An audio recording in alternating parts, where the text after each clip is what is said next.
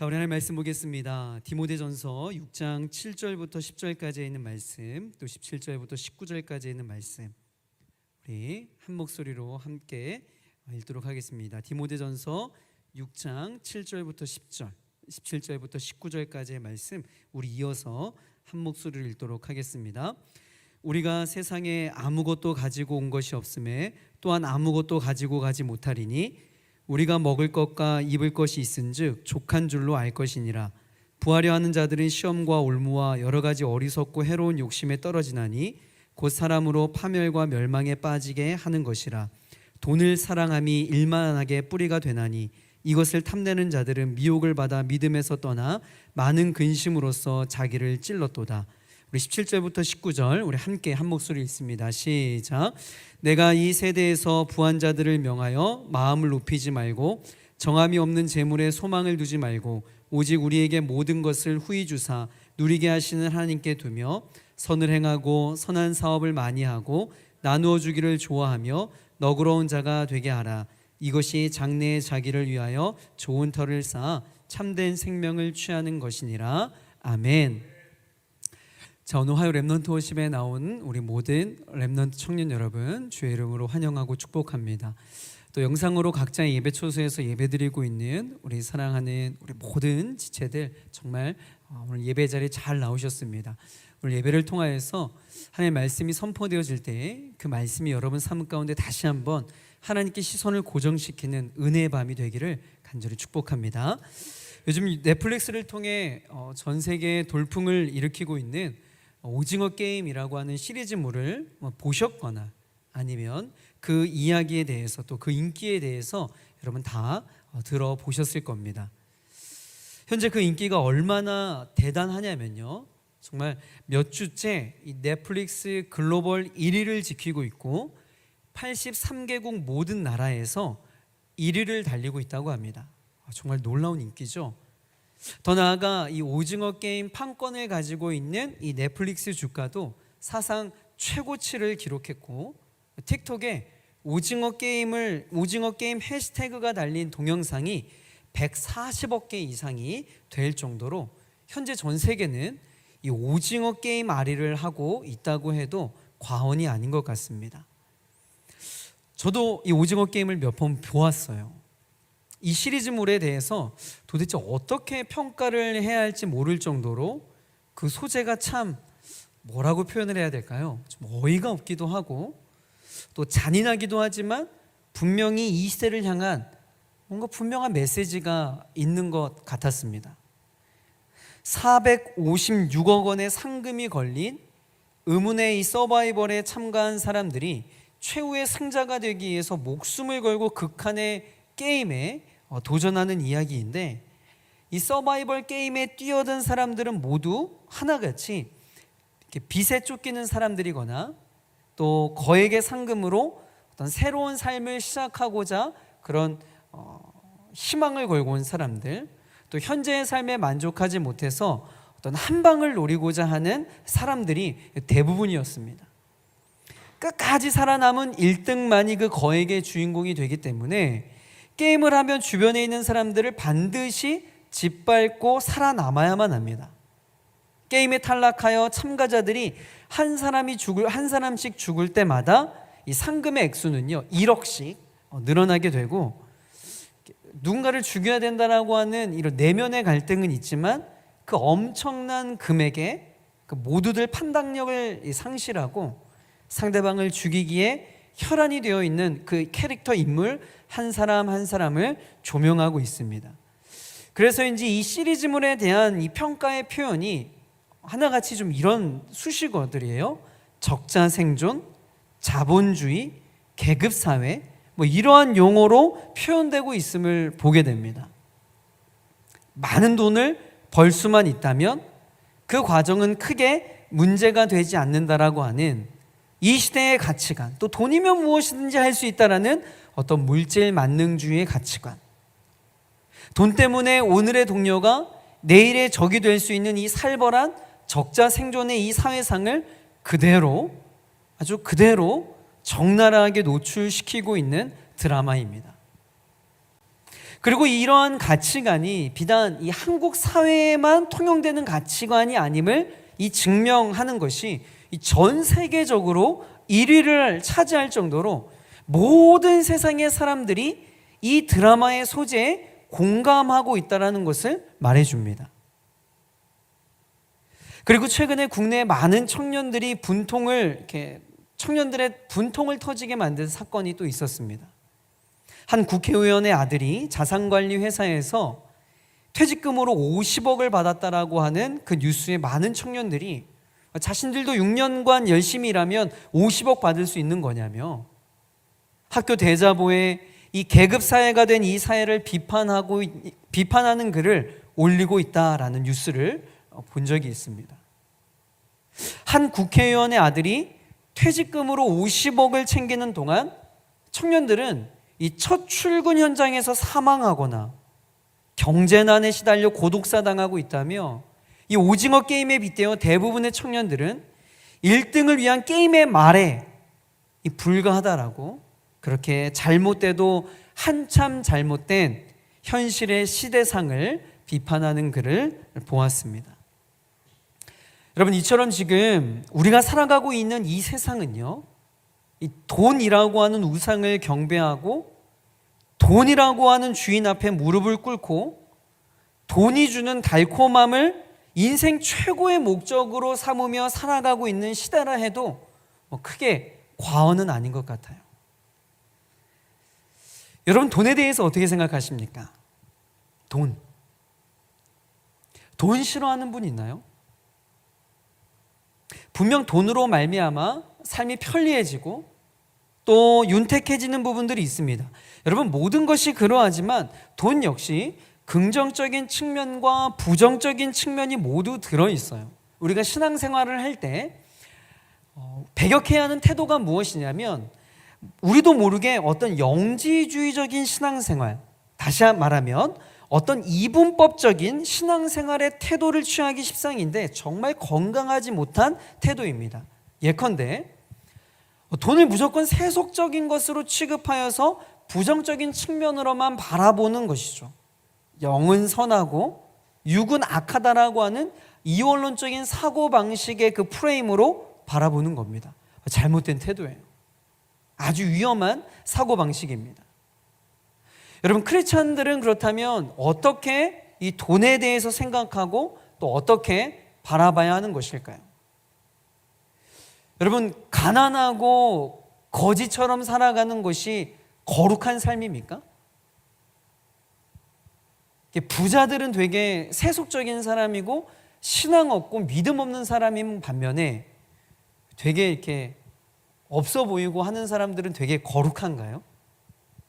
우리도 모르게 그런 잘못된 좀 이분법적인 사고를 가지고 있어요.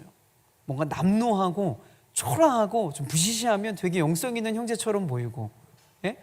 뭔가 막 이렇게 프라다 백 메고 되게 막 자기 꾸미고 이러면 막 되게 세속적인 날라리 같고 막 그렇게 보이시나요?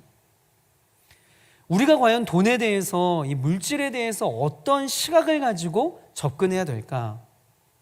오늘 좀 그 문제에 대해서 오늘 우리가 읽었던 이 디모데전서의 말씀을 가지고 좀 올바른 균형 감각을 좀 함께 갖고자 합니다. 자, 오늘의 본문은 영적인 지도자뿐만 아니라 성도들의 경건한 삶을 이야기하는 그 맥락 가운데 경건을 이익의 수단으로 삼는 일을 경계하라며 어떤 구체적인 그 물질 또 부에 관련된 이야기들을 꺼내고 있습니다. 그 구체적인 언급이 무엇이냐면 물질에 대해서 자족하는 마음을 갖고 하나님의 사람들이, 특별히 하나님의 아버지라고 부르는 하나님의 성도들이 이 물욕에 빠지는 것을 절대적으로 경계하라고 아주 구체적으로 오늘 본문은 이야기를 하고 있습니다. 그런데 여러분, 이 본문을 통해 제일 먼저 이것을 분명히 아셔야 합니다. 다시 한번 말씀드리지만 이 말씀은 부한 것 자체를 비난하는 것이 아니에요. 부함을 죄악시하는 것이 아닙니다. 여기에서 경고하고 있는 것은 부요함만을 인생 최대의 목표로 삼는 인생관, 그리고 그러한 인생관이 얼마나 허망하고 비참한 결과를 가져다 주는지, 부가 주는 여러 가지 그러한 위험성에 대해서 경고를 하고 있다라는 거예요. 이와 같은 이 본문에 대한 선이해를 바탕으로 좀 재물을 어떻게 사용해야 되는지, 우리에게 허락된 부가 어떻게 사용되어야 될지 몇 가지 포인트를 좀 살펴보도록 하겠습니다. 첫 번째는요, 오늘 본문을 보니까 자족의 마음을 배우라라고 이야기를 하고 있어요. 자, 6절 말씀인데요, 다 함께 한 목소리로 좀 읽어보도록 하겠습니다. 시작. 경건은 큰 이익이 되느니라. 아멘. 자족하는 마음이 있으면 경건은 큰 이익이 된다라고 말씀을 하고 있어요. 여러분, 자족이라고 하는 말은 어려운 용어가 아니에요. 스스로 모든 것이 넉넉하여 부족함이 없는 상태를 말합니다. 그런데 여러분, 우리가 정말 쉽게 그러하던가요? 아니잖아요, 그렇죠? 아무리 많은 것을 가지고 있어도 더 소유하고 싶은 마음이 드는 것이 우리의 욕심 아니겠습니까? 그런데 우리가 이것을 알아야 합니다. 우리가 많은 부를 소유한다 해도 여러분, 그것을 누리는 기간이 그렇게 길지 않다라는 거예요. 대를 이어서 부함이 흘러가기도 합니다. 그러나 그건 역시 몇 대를 지나지 않아서 그치게 돼요. 영원한 것이 아닙니다. 그렇기 때문에 우리가 가져야 할 태도는요, 부유하든지 그렇지 않든지 누구든지 감사하는 마음과 자족하는 마음을 배워야 한다라고 오늘 본문은 우리들에게 제일 먼저 이 물질에 대한 이야기를 하면서 권면을 하고 있어요. 그렇지 않으면 인간의 욕심이라는 게 끝이 없습니다. 하나님의 사람인 우리들은요, 하나님께서 공급해 주시는 것으로 만족하며 이 땅의 부요함보다 하늘의 것을 더 사모하는 그런 경건한 자들이 되어야 한다라고 어떤 전제적인 것으로 오늘 본문은 이야기를 하고 있어요. 히브리서 13장 5절에 보면요, 비슷한 말씀을 하고 있는데 우리 함께 읽어보겠습니다. 시작. 돈을 사랑하지 말고 있는 바를 족한 줄로 알아. 그가 친히 말씀하시기를 내가 결코 너희를 버리지 아니하고 너희를 떠나지 아니하리라 하셨느니라. 아멘. 돈을 사랑하지 말고 있는 바를 족한 줄로 알라. 그가 친히 말씀하시기를 내가 결코 너희를 버리지 아니하고 너희를 떠나지 아니하리라 하셨느니라. 여러분, 이게 무슨 말이에요? 많은 사람들이 왜 더 많은 물질을 자기가 소유하길 원하고 더 많은 인컴을 통하여서 자신의 삶의 안정감을 누리려고 하는 거잖아요. 이 물질이 나의 삶을 보장해 줄 것만 같고 더 많은 연봉이 나의 삶을 안정적으로 나의 노후와 나의 미래를 보장해 줄 것만 같은 그러한 어떤 매력이 느껴지기 때문에 많은 사람들이 그렇게 물질에 대해서 마음을 쏟는 거잖아요. 그런데 오늘 히브리서 말씀은 그것에 대해서 분명하게 말씀하고 있는 거예요. 그게 너희들을 안정하게 하는 게 아니다. 내가 결코 너희를 버리지 아니하고 너희를 떠나지 아니하리라. 무슨 말씀이에요? 우리 인생 가운데 진정한 안정감과 우리 삶의 미래를 책임지는 것은 돈과 물질이 아니라 바로 여호와 하나님, 내가 너희와 항상 함께 하겠다라고 말씀하신 여호와 하나님이라고 오늘 이 본문은 말씀하고 있는 것입니다. 돈을 쫓아간다면 여러분, 돈의 종이 되는 비참한 인생을 살아갈 수밖에 없지만 하나님을 추구한다면 영원토록 하나님께서 우리와 함께 하셔서 우리의 필요를 공급해 주실 줄 믿습니다. 실제로 왜 우리가 여러분 자족해야 합니까? 7절에요. 더 아주 구체적으로 그 이유를 말씀하고 있는데요. 우리 함께 읽어봅니다. 시작. 우리가 세상에 아무것도 가지고 온 것이 없음에 또한 아무것도 가지고 가지 못하리니. 아멘. 여러분, 공술의 공수거라는 말 들어보신 적 있죠? 성경에도요, 그 부분을 분명하게 강조하고 있는데 전도서 5장 15절과 같은 말씀에는요, 이렇게 이야기를 합니다.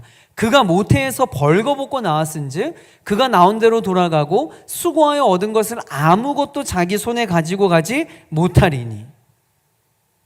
여러분, 이건 어려운 이야기가 아니에요. 지금 되게 영적이고 되게 심오한 이야기를 하고 있는 게 아닙니다. 이 사실 상식적으로도 우리가 너무나 잘 알고 있는 이야기 아닙니까? 그런데 우리가 참으로 미련한 것이 이 사실을 잊고 마치 이 땅에서 우리가 영원히 살고 내가 가지고 있는 부함을 영원토록 누리며 살 것이라고 착각을 하며 살아간다는 겁니다. 그래서 사람들은 더 많은 재물을 모으려고 혈안이 되어 있고, 그 어렵게 모은 물질로 자신에게 보상하기 위해 먹고 마시는데 온 정신이 팔려 있다는 거죠. 여러분, 분명히 아셔야 돼요. 오늘 본문 7절의 말씀처럼 이 세상을 떠날 때 여러분, 우리는 아무것도 가지고 갈 수가 없습니다. 여러분, 그거 아세요? 사람이 죽으면요, 장사를 지낼 때에 제일 먼저 염이라고 하는 걸 압니다. 싹 다 이렇게 씻기고, 그래서 모든 이렇게 그 난 곳에 구멍에 다 솜으로 막고 부패가 되지 않도록 다 처리를 다 합니다. 그리고 저 수의를 입혀요. 그럼 저 수의도 옷의 일종인데, 저 수의가 참 특별한 게 있습니다. 뭐냐면, 저기 이미지에도 나와 있지만 수의에는요, 주머니가 없다는 사실 여러분 잘 알고 있습니까? 제 옷에도 지금 이게 포켓이 있어요. 주머니가 있고 뒷주머니, 옆주머니, 주머니가 있어요. 그런데 여러분, 수의에는 주머니가 없습니다. 의미하는 바가 되게 크지 않아요? 주머니가 있을 필요가 없는 거죠. 왜? 아무것도 가져갈 수가 없으니까.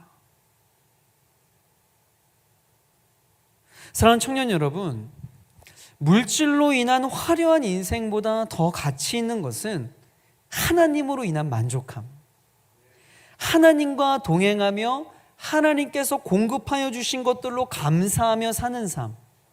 여러분, 이것이 정말 더 가치 있고 더 안정된 삶인 줄 여러분 믿으시길 바랍니다. 주식시장의 변동과 상관없이, 나의 연봉과 상관없이, 나의 늘어나는 연봉보다 그리스도를 더 귀하고 가치 있고 만족스러운 분으로 여긴다라는 이 자족함의 비결이야말로 돈이 우리 인생을 지배하고 돈이 우리 인생을 이렇게 잠식하지 못하도록 막는 방어책이 될 것입니다. 명심하셔야 돼요. 두 번째로 오늘 본문은요, 돈을 사랑하지 말라고 우리들에게 경고를 하고 있어요. 성경에서 돈을 사랑하는 것을 경계할 정도이니까 여러분, 돈이 가지고 있는 그 매력과 힘이 정말 대단하긴 대단한 것 같습니다. 이와 관련하여 이 존 스토트 목사님은요, 십계명과 관련하여서 이 이야기를 풀어나가는데, 여러분, 십계명의 첫 계명이 무엇이죠? 여러분 잘 알고 있는 것처럼 너는 나 외에 다른 신들을 내게 두지 말지니라 라고 하는 첫 계명. 이 계명과 관련하여서 출애굽기 20장 5절에서는요, 더욱더 이 의미가 무엇인지, 그 10계명 중에 첫 번째 계명의 구체적인 의미가 무엇인지를 부연 설명하고 있는데, 5절의 상반절에 이렇게 말씀을 하고 있어요. 자, 다 함께 읽어볼게요. 시작. 그것들에게 절하지 말며 그것들을 섬기지 말라. 나 내 하나님 여호와는 질투하는 하나님이신즉. 질투하는 하나님이시다. 그러니까 이런 이야기예요. 너 이스라엘은 내 아내와 내 아내다. 너는 나의 아내다. 아내. 너 마음이 다른 신에게 향한다면 그거는 마치 너가 나를 배신하고 외간 남자와 동침하는 아내와 같은 거야. 나는 거룩한 질투로 진노할 거야. 너의 마음, 너의 최고의 충성심, 너의 사랑, 너의 애정과 헌신, 너의 기쁨은 전적으로 나에게만 속해 있어야 돼. 이렇게 하나님께서 선언하고 계신 거예요. 그렇기 때문에 우리는 하나님을요, 최고로 사랑해야 되고, 나에게 있어 하나님보다 더 매력적인 존재는 없어야 됩니다. 더 나아가 하나님을 나의 가장 귀한 보화로 여기고 하나님으로 인해 만족하는 삶을 살아야 한다라는 거죠. 이런 관점으로 오늘 본문 말씀을 재해석하면, 물론 우리의 영혼을 파괴하는 것이 여러분 돈 자체가 아닙니다. 우리의 영혼을 파괴하는 것은 돈을 사랑하는 마음인 것이죠. 돈을 갈망하는 마음, 돈을 주인으로 섬기는 그 마음, 그 마음을 하나님은 우상 숭배로 여기신다라는 거예요. 질투하시는 하나님께서 그것을 우상 숭배로 여기신다라는 겁니다. 그래서 마태복음 6장 24절에 이러한 말씀이 있잖아요. 한 사람이 두 주인을 섬기지 못할 것이니 혹 이를 미워하고 저를 사랑하거나 혹 이를 중히 여기고 저를 경히 여김이라. 너희가 하나님과 재물을 겸하여 섬기지 못하니라. 여러분, 이 본문 말씀은 분명히 이렇게 이야기를 해요. 너희가 하나님과 재물을 겸하여 섬길 수 없다라고 이야기합니다. 여기에서 재물은 부를 뜻하는 아람어의 단어인 맘몬으로 불리는데 여러분 잘 아시죠? 이때 맘몬을 하나님과 경쟁 상대인 신으로 신격화시키고 있음을 우리가 주목할 필요가 있어요. 그런데 더 재미있는 사실은 맘몬의 어원을 보면 뭐냐면 믿는다라는 말에서 나온 단어입니다. 그러니까 맘몬을 섬긴다라고 하는 것은 맘몬을 믿는다라는 거예요. 내 인생을 보장해주고 내 인생을 책임져줄 그 무엇으로, 그 신으로 믿는다라는 겁니다. 종교적 충성을 요구하는 의미가 함축되어 있는 표현인 것이죠. 그러하게 맘몬은요, 우리를 지배하려고 추구해 오는 하나의 거대한 세력인 것과 같아요. 여러분, 이처럼 돈은 하나님처럼 우리 각자의 주인이 될 수 있는 어마어마한 매력과 힘을 가지고 있습니다. 돈을 주인으로 모시고 돈을 사랑하기 시작하면 사랑하는 돈을 더 얻기 위해 하지 말아야 할 온갖 수단을 동원하게 됩니다. 여러분, 이 말씀이 무슨 말씀인지를 이해하는 사람은, 연애를 해본 사람은 이 말이 무슨 말인지 알 거예요. 사랑하는 그 대상을 위해서, 사랑하는 그 무엇을 위해서 더 그 사랑의 어떠함을 얻기 위해 여러분 못할 게 없어요. 저 막 별 몇 개 막 따다 주고 막 그랬었거든요. 이게 물질에 이런 힘이 있다라는 거예요. 그러하기 때문에 여러분, 물질을 잘 다스려야 됩니다. 다시 말씀드려요. 돈 자체가 악한 게 아니에요. 돈에는 이러한 힘과 매력이 있기 때문에 여러분을 잠식시키고 여러분이 이 돈의 주인이 아니라 여러분이 돈의 노예가 될 수 있는 그런 힘을 가지고 있기 때문에 물질을 잘 다스려야 된다는 겁니다. 우리가 부를 소유할 수도 있지만 돈을 사랑하게 된다면 그때부터 우리는 부의 소유를 당하게 될 거예요. 부의 소유를 당하면 여러분 어떤 일이 일어나는 줄 아세요? 바로 이어서 10절에 이렇게 말씀을 하고 있어요. 10절 하반절의 말씀처럼 미혹을 받아 믿음에서 떠나 많은 근심으로써 자기를 찔렀도다. 바울은 돈을 사랑하여 돈을 따름으로써 약이 되는 모든 악들에 대해 일일이 거론하지 않았습니다. 그것은 파생되는 결과일 뿐이고 중요한 딱 두 가지 결과만을 언급하고 있는데 그 첫째가 뭐냐면 바로 미혹을 받아 믿음에서 떠나는 거예요. 당연한 얘기죠. 아까 이야기했잖아요. 종교적인 어떤 파워를 가지고 있다니까요. 두 주인을 섬길 수가 없어요. 정말 재미있는 표현이 뭐냐면 여기서 미혹을 받아라고 번역된 표현인데요. 이 원래 본래의 뜻이 무엇이냐면 별이 이렇게 일정한 궤도를 따라 이렇게 돌아야 되는데 그 궤도에서 이탈하여서 유성처럼 떠돌아다닌다라고 하는 그 모습에서 이 단어가 온 거예요.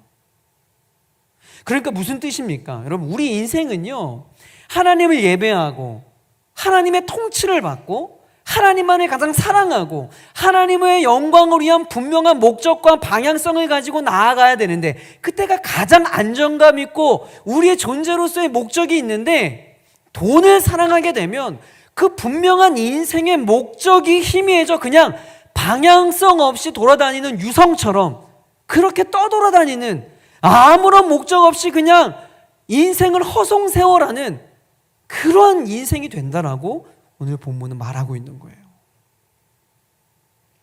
여러분, 가장 비참한 인생이 무엇인 줄 아세요? 돈이 없는 게 아니에요. 건강을 잃은 게 아니에요. 삶의 목적과 방향성을 잃어버린 인생이 여러분 가장 비참한 인생이에요. 아무리 많은 물질을 소유하고 있다고 할지라도 삶의 시간 속에 내 인생의 목적과 삶의 존재 이유를 발견하지 못하고 그냥 사라지니까 살아가는 인생, 그냥 시간이 주어졌으니까 살아가는 인생, 유성처럼 떠돌아다니는 인생, 여러분 이게 정말 불쌍한 인생이에요. 두 번째는요, 많은 근심으로 자기를 찌르게 된다라고 지적하고 있습니다. 돈을 사랑하게 되면 많은 근심에 사로잡혀 고통 가운데 살아가게 될 것이라고 경고하고 있어요.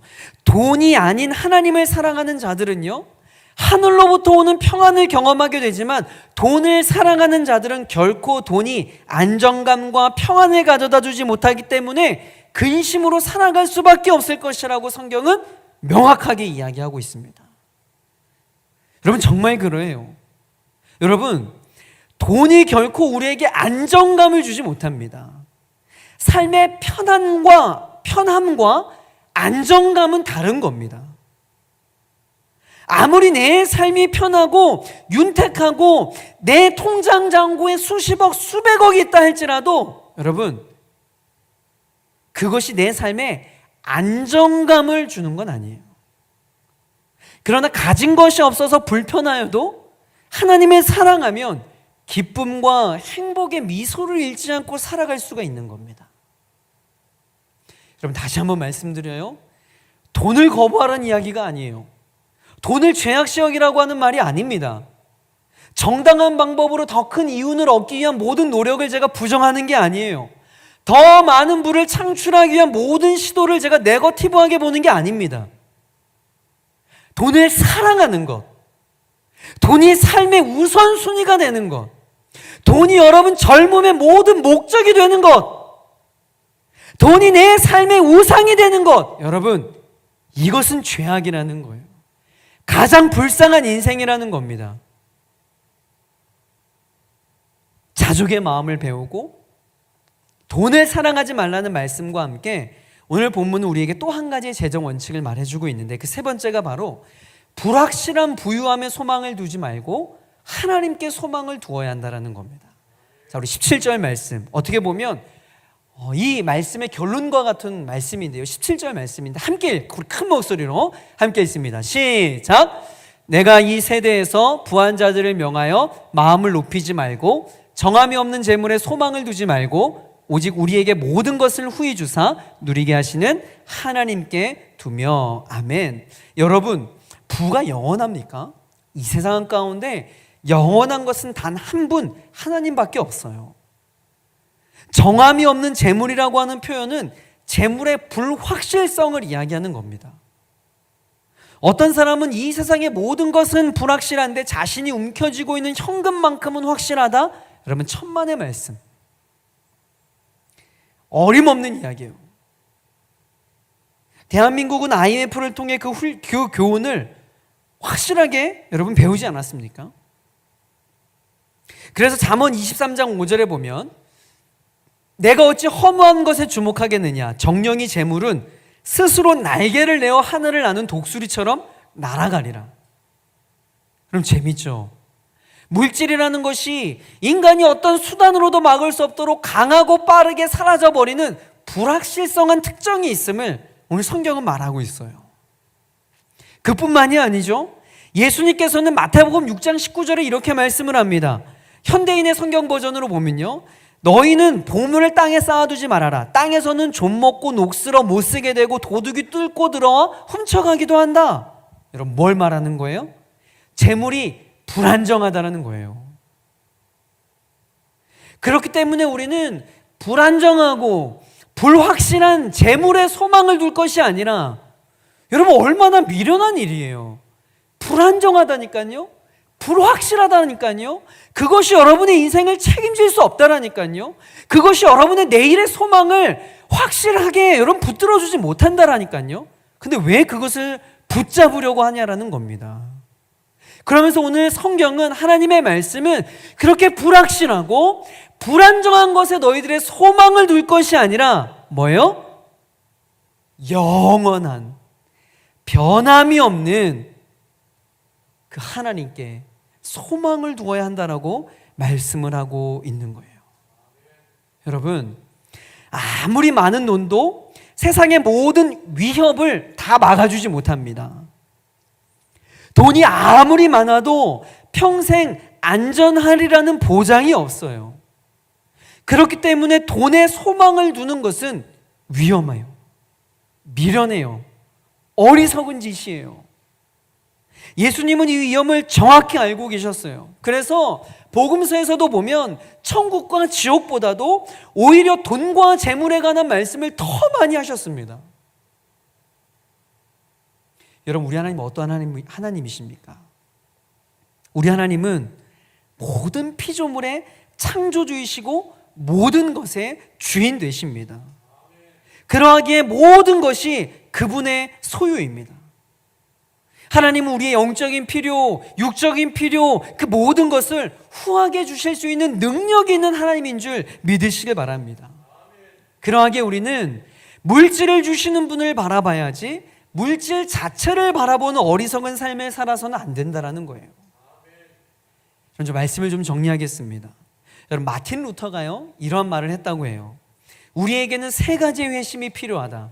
가슴의 회심, 정신의 회심, 그리고 지갑의 회심이다. 돈은 그 자체로 여러분이 충분히 위험한 세력을 형성하고 있습니다. 그러하기에 우리는 물질에 대한 올바른 성경적 가치관을 가지고 있지 않으면 돈의 노예가 되어 돈에 이끌려 다니는 신세가 되고 말 것입니다. 돈을 잘 다스리면 유용하지만 돈에 끌려다니기 시작하면 영혼을 망칠 수 있어요. 돈이라고 하는 것은 여러분 주인을 어지럽게 만드는 힘이 있습니다.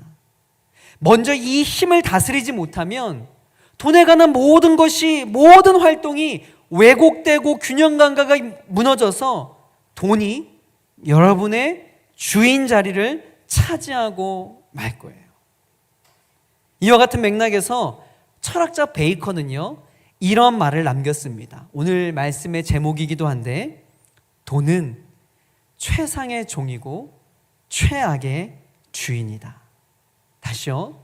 돈은 최상의 종이고 최악의 주인이다. 하나님이 주신 물질을 우리가 선한 사업을 위해, 또 하나님 나라를 위해 선하게 사용한다면 여러분 그 물질은 축복의 통로로 하나님 나라를 위한 최상의 종이 될 것입니다. 그러나 그 재물 자체의 마음을 빼앗겨 돈을 사랑하고 돈을 섬기게 된다면 그 돈은 여러분의 영혼을 망치는 최악의 주인이 되고 말 것입니다. 제가 얼마 전에 앤디 스탠리 목사님의 책을 한 권 읽었는데요. 그 책의 제목이 이러해요. 부자로 살기보다 부요하게 살라. 부자로 살기보다 부요하게 살라. 그럼 너무나 멋진 말 아닙니까? 부자라고 하는 포지션이 결코 우리의 삶을 부요하는 게 아니라는 거예요.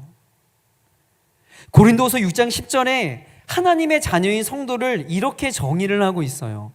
제가 읽어볼게요. 근심하는 자 같으나 항상 기뻐하고, 가난한 자 같으나 많은 사람을 부유하게 하고, 아무것도 없는 자 같으나 모든 것을 가진 자로다. 여러분 아멘이십니까? 왜 우리가 부유한 자예요? 부유하신 하나님을 소유했기 때문입니다. 사랑하는 렘넌트 청년 여러분, 우리는요 부를 믿어서는 안 됩니다. 우리는 부를 믿는 자가 아니에요. 우리는 부가 아닌 부를 공급하시는 그분을 믿어야 합니다. 우리의 갈망은 돈이 아니라 돈의 공급자이신 하나님이어야 합니다. 사랑하는 청년 여러분, 여러분이 돈에 대해 많은 관심을 갖고 있는 것처럼 하나님도요 돈에 대해서 상당한 많은 관심을 갖고 계세요. 내가 준 물질을 이 하나님의 자녀들이 어떻게 다스리고 어떻게 관리하고 있는지에 대해서 하나님이 무척이나 관심이 많으십니다. 우리 사랑하는 아들이 사랑하는 딸에게 내가 허락된 물질을 그 물질의 노예가 아닌 그 물질의 주인이 되어서 잘 사용하고 있는지 하나님은요 무척이나 그것에 대해서 관심이 많으세요? 혹시 돈의 신기루를 쫓아 그것이 행복과 인생에 참 의미를 줄 것이라는 착각에 빠져 하나님이 주시려고 하는 인생의 참 의미를 놓치며 그냥 앞만 보고 달려가고 있지 않습니까?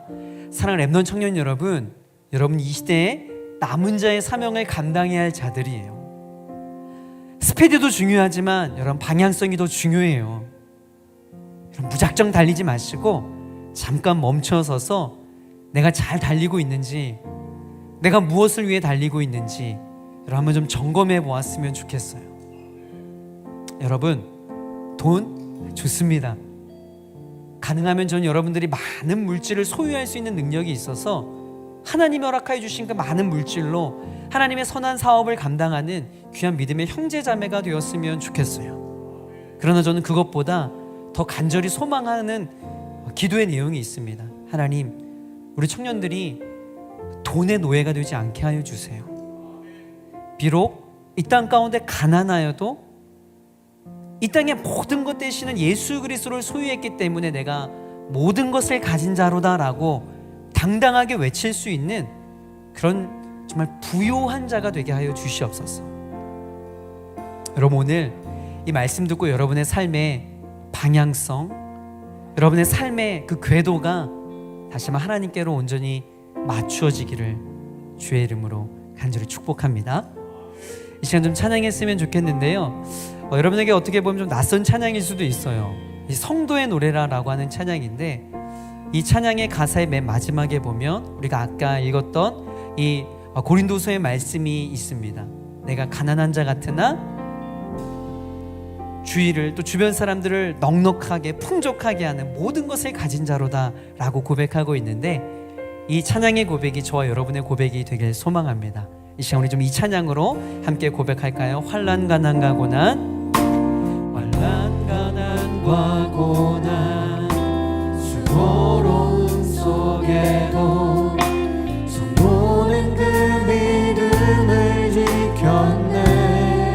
주를 섬기는 일에, 주를 섬기는 일에 자신을 다 드리며 진리의 말씀과 성령으로 그 길을 걸어. 우리 다시 한번 고백합니다. 환난 가난과 고난, 환난 가난과 고난, 수고로움 속에도 성도는 그 믿음을 지켰네. 주를 섬기는 일에, 주를 섬기는 일에 자신을 다 드리며 진리의 말씀과 성령으로 그 길을 걸었네. 그리스도 안에서 새롭게 하시고 그리스도로 인하여 자유케 되었네. 우리는 무명하나 유명한 자요, 죽음의 위기 속에도 참 생명 가졌고 근심하나 기뻐하며 가난하나 사는 일을 부욕해 하는 자. 우리 다시 한번 고백합니다. 환난 가난과 고난, 수고로움 속에도 성도는 그 믿음을 지켰네. 주를 섬기는 일에, 주를 섬기는 일에 자신을 다 드리며 진리의 말씀과 성령으로 그 길을 걸었네. 그리스도 안에서 새롭게 하시고 그리스도로 인하여 자유케 되었네. 아멘.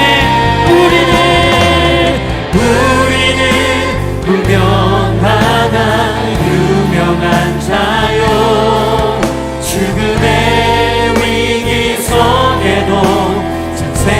가졌고 근심 하나 기뻐하며 하나하나 다른 일을 부욕해 하는 자로라.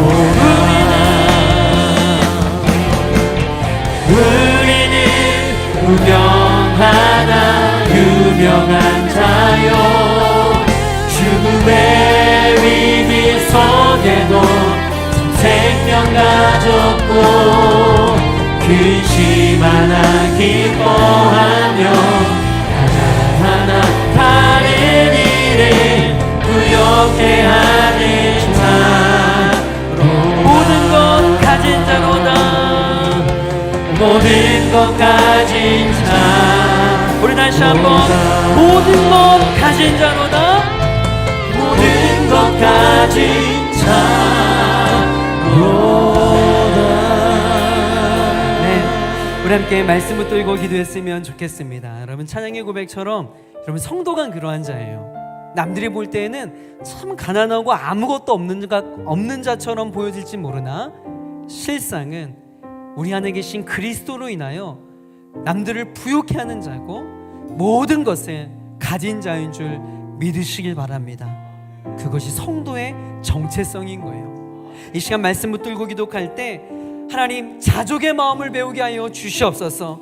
우리가 아무런 생각 없이 여러분 빠르게 굴러가고 있는 이 하루하루의 삶 속에 함몰되다 보면요 기준점이 희미해지고 분별력이 사라지게 됩니다.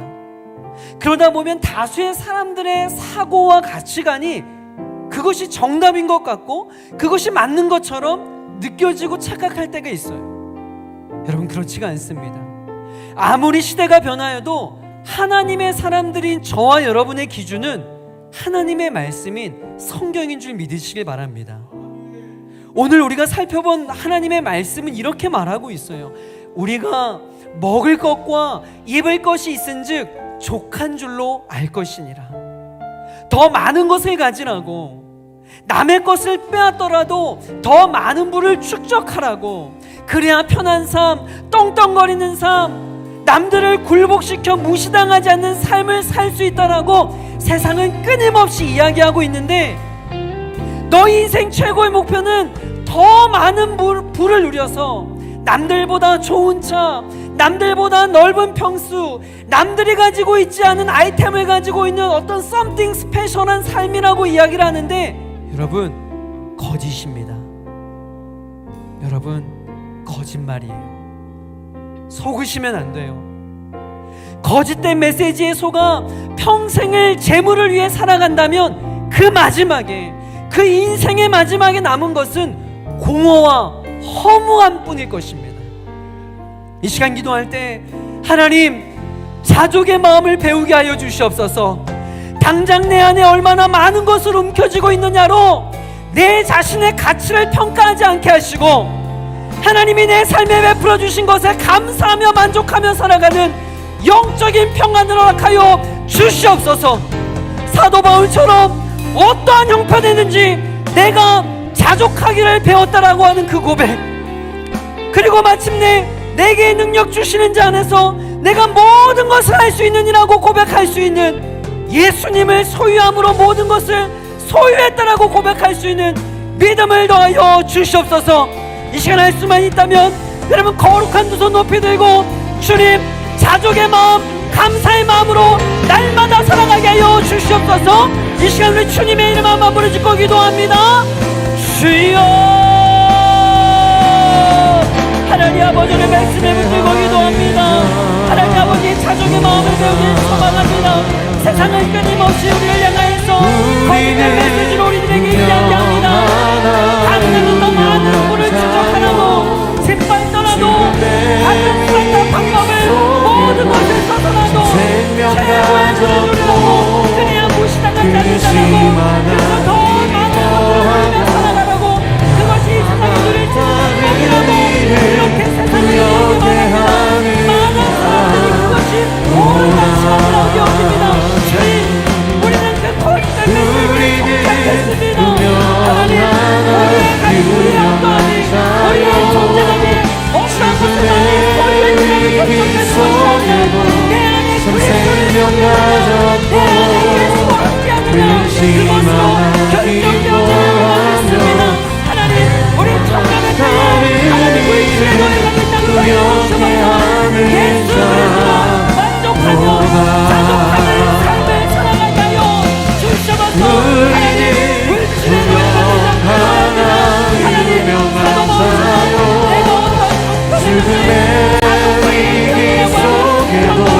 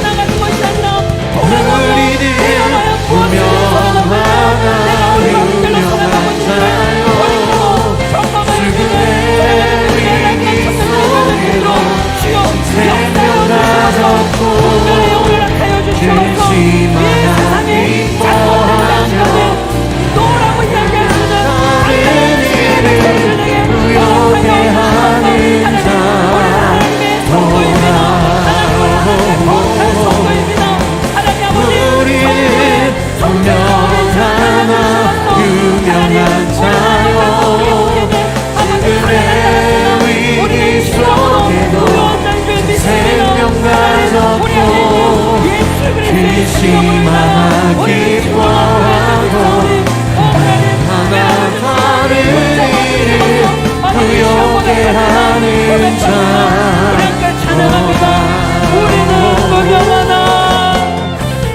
우리는 무명하나 유명한 자요 죽음의 위기 속에도 참 생명 가졌고 근심하나 기뻐하며 하나 다른 일을 두렵게 우리 다시 하는 한번 선포합니다.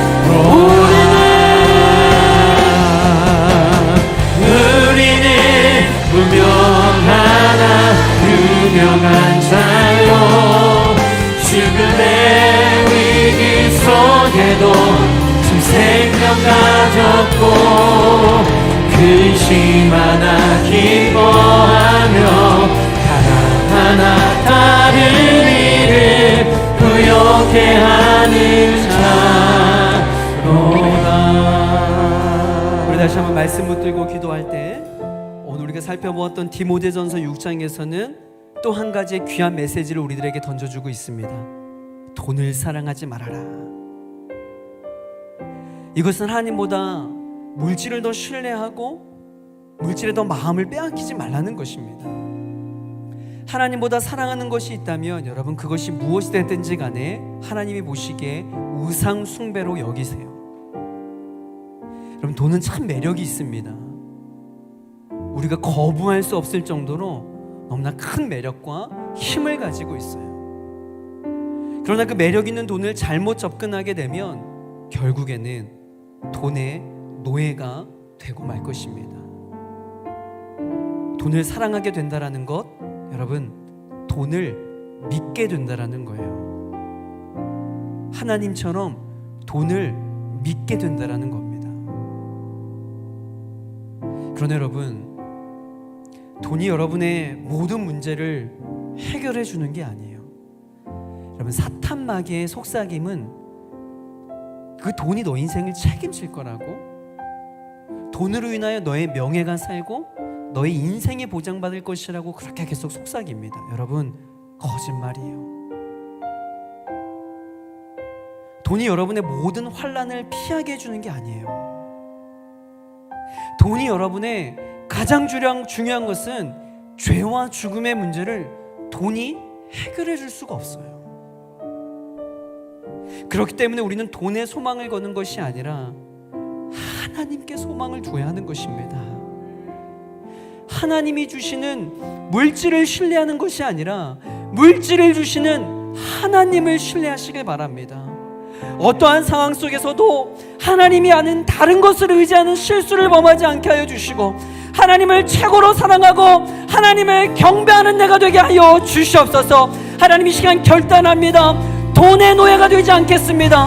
하나님 돈을 잘 다스릴 수 있는 넉넉한 믿음을 저에게 더하여 주시옵소서. 이 시간 우리 주님의 이름 한 마음으로 짓고 기도합니다. 주여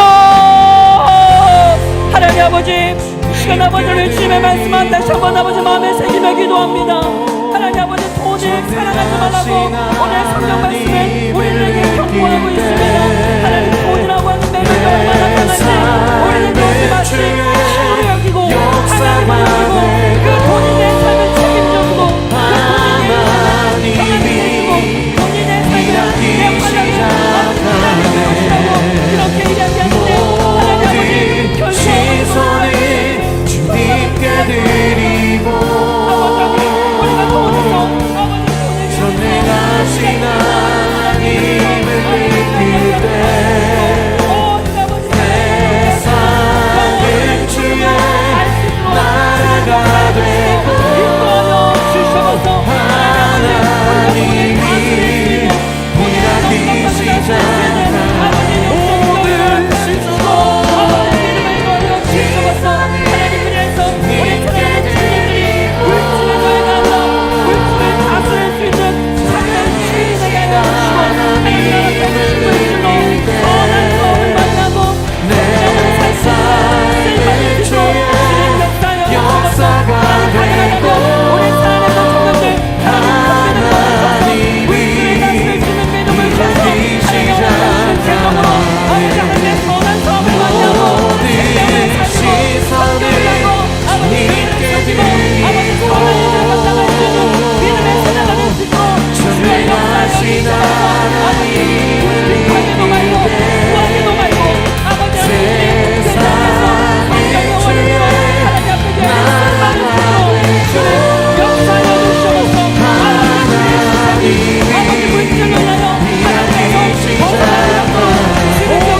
시선을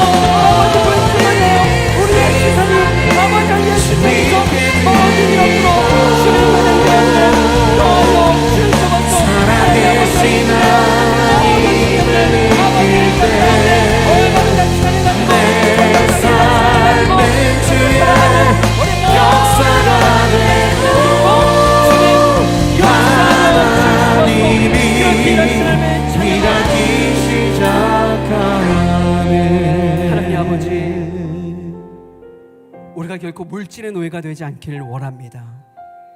물질을 다스릴 수 있는 넉넉한 믿음을 더하여 주시옵소서.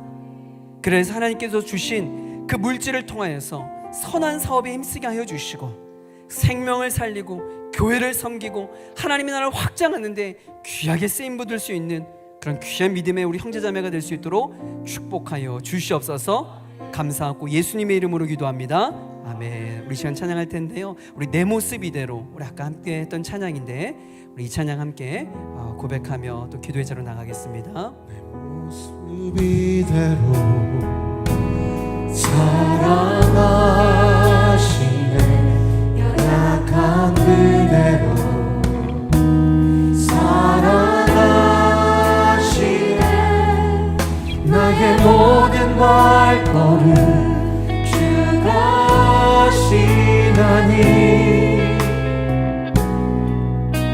날 인도하소서. 내 모습 이대로 사랑하시네. 연약한 그대로 사랑하시네. 나의 모든 발걸음 주가시나니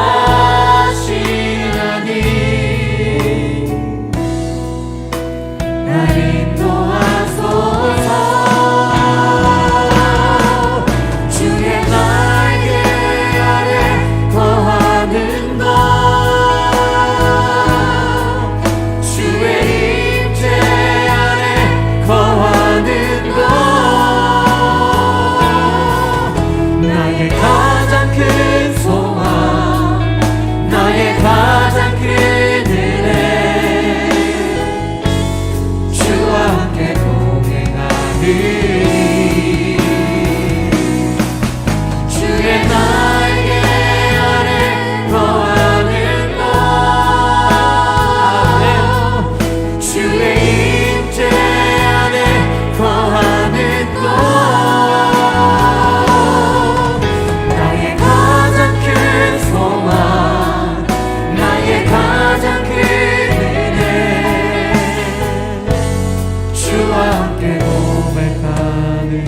가능하시면 우리 그 자리에 좀 다 함께 좀 일어나 보실까요? 이 시간에 마지막 이 찬양하고 우리 마지막 기도할 텐데 이런 마음으로 좀 찬양하고 기도의 자리로 나아갔으면 좋겠어요. 여러분, 우리가 하나님 앞에 끊임없이 간구해야 되는 것, 우리가 살 수 있는 유일한 소망 하나님의 임재입니다. 날마다 하나님과 동행함을 느끼며 살아가는 것, 청년 세대에 반드시 구해야 될 기도 제목이에요. 여러분, 하나님의 임재, 그 프레전스가 오늘 이 밤 가운데 강력하게 있을 줄 믿습니다. 우리 다시 한번 이 찬양하고 우리 마지막 기도의 자리로 나아갈 텐데 우리 두 손을 들고 하나님 임하여 주시옵소서. 우리 찬양합니다. 내 모습 이대로 사랑하시네. 연약한 그대로 아멘. 사랑하시네. 나의 모든 걸 거는 주가 하시나니. 나 인도하소서. 내 모습 이대로 사랑하시네. 연약한 그대로 사랑하시네. 나의 모든 걸 거는 주가 하시나니. 나 인도하소서. 주의 날개 아래 거하는 것, 주의 임재 안에 거하는 것. 나의 가장 큰 소망, 나의 가장 큰 은혜, 주와 함께 동행하니. 주의 날개 아래 거하는 것, 주의 임재 안에 거하는 것. 나의 가장 큰 소망, 나의 가장 큰 은혜, 주와 함께 동행하는. 여러분, 이 시간 우리 성령님이 여러분 마음 가운데 주시는 그 기도 제목 붙들고 우리 좀 기도의 자리로 나아가길 원합니다. 우리 하나님의 무엇을 어떠한 것을 구하기 이전에 여러분 하나님 그분을 좀 구합시다. 여러분, 정말 이 찬양의 고백처럼 여러분 그렇게 고백할 수 있으세요? 하나님 아무것도 없다 할지라도 하나님 당신만으로 저는 만족합니다. 하나님의 임재 그거 하나면 하나님 충분합니다. 여러분, 이 시간 하나님의 임재를 구합시다. 주님이 필요합니다. 주님, 당신을 원합니다. 주님께서 내 삶을 통치해 주시길 소망합니다. 주님이 내 삶의 전부임을 고백합니다.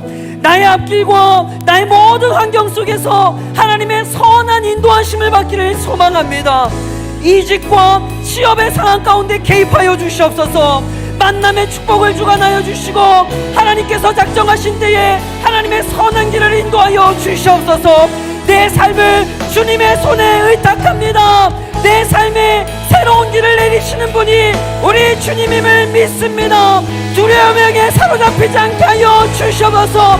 주의 임재면 충분합니다. 우리 성령 하나님께서 여러분 가운데 말씀하여 주시는 대로 이 시간 우리 주님의 이름 한번 크게 부르짖고 우리 그렇게 성령의 임재 가운데 나아갑시다. 주여